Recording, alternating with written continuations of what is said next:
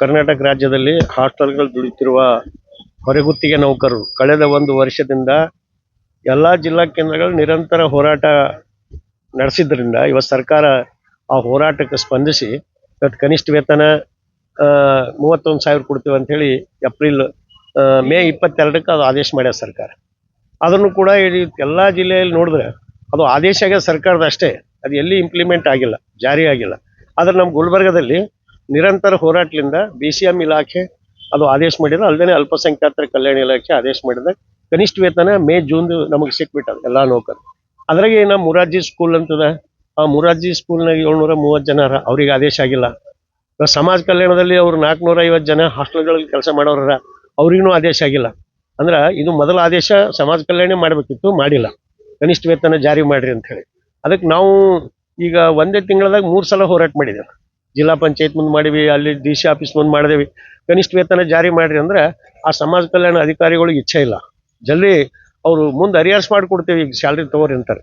ಅದಕ್ಕೆ ಅದೆಲ್ಲ ನಮ್ಗೆ ಬೇಕಾಗಿಲ್ಲ. ಈಗೇನು ಸರ್ಕಾರ ಆದೇಶ ಮಾಡ್ಯಾರ ಆದೇಶ ಪಾಲಿಸ್ರಿ ಅಂತ ನಾವು ಹೇಳ್ತಾ ಇದ್ದೀವಿ. ಮ್ಯಾನ್ ಪವರ್ ಏಜೆನ್ಸಿಗಳಿಗೆ ಹಾಕ್ಸ್ಬೇಕು ಇವರು, ನಮ್ದು ಕನಿಷ್ಠ ವೇತನ ಹೆಚ್ಚಿಗಾಗಿದ್ದು ಪ್ರಕಾರ ಹಾಕ್ರಿ ಅಂತ ಹಾಕ್ತಾ ಇಲ್ಲ. ಅದಕ್ಕಾಗಿ ನಾವು ಇವತ್ತು ಗುಲ್ಬರ್ಗದಾಗ 14ನೇ ತಾರೀಕು ನಿರಂತರ ಅವರು ಆದೇಶ ಆಗೋವರೆಗೂ ಕೂಡ ಕನಿಷ್ಠ ವೇತನ ನಮ್ಮೆಲ್ಲರ ಕೈಗೆ ಸೇರತನ್ನು ಕೂಡ ನಾವು ಹೋರಾಟ ಮಾಡ್ಬೇಕಂತೀವಿ. ಈಗ ಏನಾಗ್ಯದ, ಒಂದು BCM ಮತ್ತು ಅಲ್ಪಸಂಖ್ಯಾತರ ಕಲ್ಯಾಣ ಇಲಾಖೆಯಲ್ಲಿ ವೇತನ ಹೆಚ್ಚಿಗೆ ಸಿಕ್ಕಿದಕ್ಕ ಉಳುವರಿಗೆ ಭಯ ಭೀತಿ ಆಗಿಬಿಟ್ಟದೆ, ನಮಗೆ ಕೊಡ್ತಾ ಇರಲ್ಲ ಅವರಿಗೆ ಕೊಟ್ಟರು ಅಂತೇಳಿ. ಸರ್ಕಾರ ಆದೇಶ ಇದೆ ಎಲ್ಲರಿಗೂ ಕೊಡ್ಬೇಕಂತಿದೆ, ಹಾಸ್ಟೆಲ್ ದುಡಿಯೋರಿಗೆ ಅದು ಅವ್ರು ಕೊಡಬೇಕು. ಅಲ್ಲದೆ ಈಗ 2017 ನಂತರ ಕೆಲವೊಂದು ಮುರಾರ್ಜಿ, ಕಿತ್ತೂರಾಣಿ, ಇಂದಿರಾ ಗಾಂಧಿ ಹಾಸ್ಟೆಲ್ಗಳು ಪ್ರಾರಂಭ ಆಗ್ಯಾವ, ಕ್ರೈಸ್ ವಸತಿ ನಿಲಯಗಳು. ಅದರಲ್ಲಿ 11 ಜನ ಹಿಂದಿದ್ದೀವಿ ಎಲ್ಲ ಹಾಸ್ಟೆಲ್ಗಳಿಗೆ 11 ಜನ ಸಿಬ್ಬಂದಿ ಯಾರ. ಆದ್ರೆ ಈಗ ಇವ್ರೇನು ಪ್ರಾರಂಭ ಮಾಡ್ಯಾರ, ಅದ್ರಾಗ 7 ಜನ ಸಿಬ್ಬಂದಿ ಕೊಟ್ಟರು. ಅದು ದೊಡ್ಡ ಬಿಲ್ಡಿಂಗ, ದೊಡ್ಡ ಹಾಸ್ಟೆಲ್. ಇಲ್ಲಿ 11 ಜನ ಇದ್ದಲ್ಲಿ ಎಷ್ಟು ಮಕ್ಕಳು ಇರ್ತಾರ, 300 ಮಕ್ಕಳು. ಅಲ್ಲೂ ಕೂಡ 300 ಮಕ್ಕಳೇ. ಅಂದ್ರೆ 7 ಜನ 11 ಜನ ಮಾಡೋದು, 7 ಜನ ಕೆಲಸ ಮಾಡಿ ಇವತ್ತು ಭಾಳಷ್ಟು ಥಕಾಶ್ಯಾರ. ಅಂದ್ರೆ ಏನು, ಇನ್ನೊಂದ್ಸಲ ಪುನರ್ಜನ್ಮ ಪಡೆದಂಗೆ ಅಷ್ಟು ಹಾರ್ಡ್ ವರ್ಕ್. ಈ ಕಡೆ ರೊಟ್ಟಿ ಮಾಡಬೇಕು, ಈ ಕಡೆ ಪಲ್ಯ ಮಾಡ್ಬೇಕು, ಸ್ವಚ್ಛತಾ ಮಾಡ್ಬೇಕು, ಹಾಸ್ಟೆಲ್ ದೊಡ್ಡದು ಕ್ಲೀನ್ ಮಾಡ್ಲಿಕ್ಕೆ ಬರ್ಬೇಕಲ್ಲಿ. ಅಷ್ಟೆಲ್ಲ ಕೆಲಸ ಇದ್ರು ಕೂಡ 7 ಜನ ನಿಭಾಯಿಸ್ಲತ್ತಾರ. ಅದು ಸರ್ಕಾರ ನಾವು ಕಳೆದ 2 ವರ್ಷ ಹಿಡಿದು ಫಾಲೋಅಪ್ ಮಾಡ್ತಾ ಇದ್ವಿ. ಅದು ಸಿಬ್ಬಂದಿ ಹೆಚ್ಚಿಗೆ ಮಾಡಿ ಅನ್ನೋ ಸುಳ್ಳೇನೆ ಮಾಡ್ತೀವಿ ಅಂತ ಇಲ್ಲಿವರೆಗೆ ಮಾಡಿಲ್ಲ. ಅದಕ್ಕೆ 7 ಜನ ಇದ್ದು ಸರಿಯಲ್ಲ, 11 ಜನ ಮಾಡ್ಬೇಕು ಅದನ್ನು ಕೂಡ. ಅಲ್ಲೇ ಇವತ್ತ ಈ ಹೊಸ ಹಾಸ್ಟೆಲ್ ಏನು ಪ್ರಾರಂಭ ಅಲ್ಲತ್ತವ, BCM ಸಮಾಜ ಕಲ್ಯಾಣ ಮೈನಾರಿಟಿ, ಅದು 100 ಮಕ್ಕಳಿಗೆ 6 ಜನ ಇರ್ತಿರ್ ಮೊದಲು. ಈಗ ಇವ್ರು ಏನ್ ಮಾಡ್ಯಾರ, 100 ಮಕ್ಕಳಿಗೆ 5 ಜನ ಅಂತ ಮಾಡ್ಯಾರ. ಒಂದು ಸಿಬ್ಬಂದಿ ಕಟ್ ಮಾಡ್ಯಾರ. ಒಂದು ಸಿಬ್ಬಂದಿ ಕಟ್ ಮಾಡಿ ನಾವೆಲ್ಲ ನಿಮ್ಗೆ ರೊಟ್ಟಿ ಮಷಿನ್ ಕೊಡ್ತೀವಿ ಅಂತಾರೆ. ಆ ಮಷಿನ್ನು ಹೋದ ವರ್ಷ ಥೋಡೆ ಬಂದಾವ, ಅವು ಎಲ್ಲಿ ಸಕ್ಸಸ್ ಆಗಿ ನಡೆದಿಲ್ಲ, ಆ ಮಷಿನ್ ಮೂಲೆಗೆ ಬಿದ್ದಾವ್. ಅದಕ್ಕೆ ಇವತ್ತು ನಮಗೆ ಕೆಲಸದ ಒತ್ತಡ ಕೆಲಸ ಹೆಚ್ಚಾಗಿ ಬಹಳಷ್ಟು ಮಂದಿ ಅನಾರೋಗ್ಯದಿಂದ ಬೀಳಕ್ಕೆ ಶುರು ಆಗ್ಯದ. ಯಾಕಂದ್ರೆ 5 ಮಂದಿ ಮಾಡೋದು ಕೆಲಸ 4 ಮಂದಿ ಮಾಡ್ತಾರೆ, 6 ಮಂದಿ ಮಾಡೋದು 5 ಮಂದಿ ಮಾಡ್ತಾರೆ. ಅಂದ್ರೆ ಭಯಂಕರ. ಸರ್ಕಾರ ದುಡಿಯೋರಿಗೆ ಮತ್ತಿಷ್ಟು ದುಡಿಸ್ಕೊಂಡು ಆರೋಗ್ಯ ಕೆಡ್ಲತ್ತದ. ವಾರಕ್ಕೊಂದು ರಜೆ ಕೊಡಬೇಕು ಮಿನಿಮಮ್. ಅವ್ರಿಗೆ ಸ್ವಲ್ಪ ಮನೆ ಕಡೆರ ನೋಡ್ತಾರೆ. ಮುಂಜಾನೆ 6ಕ್ಕೆ ಹೋದ್ರೆ ರಾತ್ರಿ 12 ಗಂಟೆಗೆ ಬರ್ತಾರೆ ನಮ್ಮವ್ರು. ಅಂದ್ರೆ 9 ತನಕ ಹಾಸ್ಟೆಲ್ದಾಗೆ ಇರ್ತಾರೆ. ಮುಂಜಾನೆ 6ಕ್ಕೆ ಹೋದ್ರೆ ರಾತ್ರಿ 9ಕ್ಕೆ ಊಟ ಹಾಕಿ ಬರ್ಬೇಕು ಮಕ್ಕಳಿಗೆ. ಅವ್ರ ಮನ್ಯಾಗ ಏನು ಮಾತಾಡಕ್ಕೆ ಆಗಲ್ಲ. ಅವ್ರ ಮಕ್ಕಳು ಸ್ಕೂಲ್ ಹೋಲತ್ತಾರ ಇಲ್ಲ, ಮತ್ತು ಅವ್ರದ್ದು ಏನು ಫ್ಯಾಮಿಲಿ ಕುಟುಂಬದ ಬಗ್ಗೆ ಮಾತಾಡಕ್ಕೆ ಟೈಮೇ ಇಲ್ಲ ಅವರು. ಹಿಂಗಾಗಿ ವಾರಕ್ಕೊಂದು ರಜೆ ಕೊಡ್ಬೇಕಂತ ಸರ್ಕಾರ ಆದೇಶದ ಕಾರ್ಮಿಕ ಇಲಾಖೆ ಅವ್ರು ಕೊಡ್ತಾ ಇಲ್ಲ. ಕಳೆದ 1 ವರ್ಷದಿಂದ ಬೆಂಗಳೂರು ವಿಧಾನಸೌಧದಲ್ಲಿ ಸಭೆ ನಡೆದಾಗ ಸೆಕ್ರೆಟರಿಯೇಟ್ದಾಗ ಅವ್ರು ವಾರಕ್ಕೊಂದು ರಜೆ ಕೊಡ್ರಿ ಅಂತೇಳಿ ಆದೇಶ ಮಾಡ್ಯಾರ. ಇವ್ರು ಕೊಡ್ತಾ ಇಲ್ಲ. ಕೆಲಸ ಕಡಿಮೆ ಆಗ್ತದ, ಅಷ್ಟು ಮಂದಿ ವಾರಕ್ಕೊಬ್ಬರು ದಿನ ಒಬ್ಬರು ಹೋದ್ರೆ ಕೆಲಸ ಹೆಂಗೆ ಆಗ್ತದ ಅಂತ ಅವ್ರು ಅಂತಾರೆ.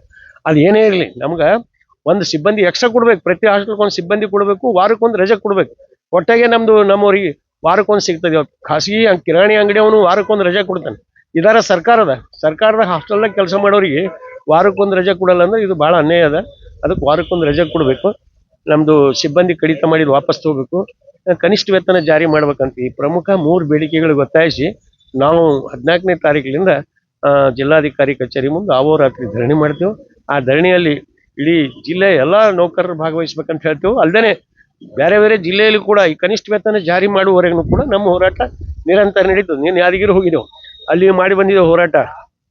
ನಾಡ್ದ ಬಿಜಾಪುರ ಇದೆ, ನಾಡ್ದ ಬಾಗಲಕೋಟೆ ಇದೆ. ಹಂಗೆ ಪ್ರತಿ ಜಿಲ್ಲೆಯಲ್ಲಿ ಕೂಡ ಒಂದೊಂದು ದಿನ ಹೋರಾಟ ನಾವು ಮಾಡ್ತಾ ಇದ್ದೇವೆ. ಕನಿಷ್ಠ ವೇತನ ಕೂಡಲೇ ಸರ್ಕಾರ ಮಾನವತೆ ದೃಷ್ಟಿಯಿಂದ ಈ ಬಡವರಿಗೆ ಅನ್ಯಾಯ ಮಾಡಬಾರ್ದು, ಆದಷ್ಟು ವಿಳಂಬ ಮಾಡಿ ಮುಂದಕ್ಕೆ ಒಯ್ಯಬಾರ್ದು. ಹೀಗೆ ಎಲ್ಲ ಕಡೆ ಕನಿಷ್ಠ ವೇತನ ಜಾರಿ ಮಾಡ್ಬೇಕಂದ್ರೆ ನಮ್ದು ಒಂದು ಒತ್ತಾಯ ಅದ. ಎಲ್ಲ ಇಡೀ ರಾಜ್ಯದ ಎಲ್ಲ ನೌಕರನ್ನು ಕೂಡ ಅಲ್ಲಿ ಹೋರಾಟ ಮಾಡಿ ಕನಿಷ್ಠ ವೇತನ ಜಾರಿಯವರೆಗೂ ಕೂಡ ನಮ್ಮ ಹಾಸ್ಟೆಲ್ ಹೊರಗುತ್ತಿಗೆ ನೌಕರ ಸಂಘ ನಿರಂತರ ಹೋರಾಟ ನಡೆಸಬೇಕಂತ ಈ ಮಾಧ್ಯಮ ಮೂಲಕ ಎಲ್ಲರಲ್ಲಿ ವಿನಂತಿ ಮಾಡ್ತೇನೆ. ಇಲ್ಲ, ಸಮಸ್ಯೆಗಳು ಅಂದ್ರೆ ನಮ್ಮೂರ್ಲಿಂದ ಏನೂ ಇಲ್ಲ. ಅದು ಸಮಸ್ಯೆ ಕೆಲವೊಂದು ಅವ, ಇಲ್ಲ ಅಂತಿಲ್ಲ. ಹೆಂಗವ ಅಂತಂದ್ರೆ ಈಗ ಸಿಬ್ಬಂದಿ ನಾ ಹೇಳ್ದಲ್ಲ, ಈಗ 11 ಜನ ಇರಲಿ 7 ಜನ ಮಾಡ್ಬೇಕು. ಅವ್ರು ಎಷ್ಟು ಮಾಡ್ಬೇಕು ಮನುಷ್ಯಗೆ ಅಷ್ಟು ಮಾಡ್ತಾನೆ. ಮನುಷ್ಯ ಓರಾಗಿ ಕೆಲಸ ಮಾಡಿ ಅವ ಪೂರ ಚಕ್ರಕ್ಕೆ ಬರೋ ನೆಲಕ್ಕೆ ಬೆಳಪ್ಲೆ ಅಷ್ಟು ಕೆಲಸ ದುಡಿಸ್ಕೋತಾನೆ. ಈಗ ಆ ಟೈಮಿನಾಗ ಮಾಡ್ಲಿಕ್ಕಾಗಲ್ಲ. ಆ ಟೈಮಿನಾಗ ಅಲ್ಲಿ ಹೋದ್ರೆ ಏನೋ ಒಂದು ಘಟನೆ ಆಗಿರ್ತದೆ. ಅದ್ರ ಸರ್ಕಾರದೇ ಪಾಲಿಸಿ ತಪ್ಪದು. ಸಿಬ್ಬಂದಿ ಇದ್ದಿದ್ದು ಕಟ್ ಮಾಡಿ ಇದ್ದಿದ್ರಾಗೆ ಮಾಡ್ರಿ ಏನು ಅಂತಾರಲ್ಲ, ಅದು ದೊಡ್ಡದು ತಪ್ಪದು. ಯಾಕಂದ್ರೆ ಈ ಹಾಸ್ಟೆಲ್ಗಳು ಎಂದು ಪ್ರಾರಂಭ ಆಗ್ಯಾವ ಅಂದ್ರೆ 100 ಮಕ್ಕಳಿಗೆ 6 ಜನ ಇರಬೇಕು, 50 ಮಕ್ಕಳಿಗೆ 3 ಜನ ಇರ್ಬೇಕಂತ ಸರ್ಕಾರ ಸುತ್ತೋಲೆ ಅದ.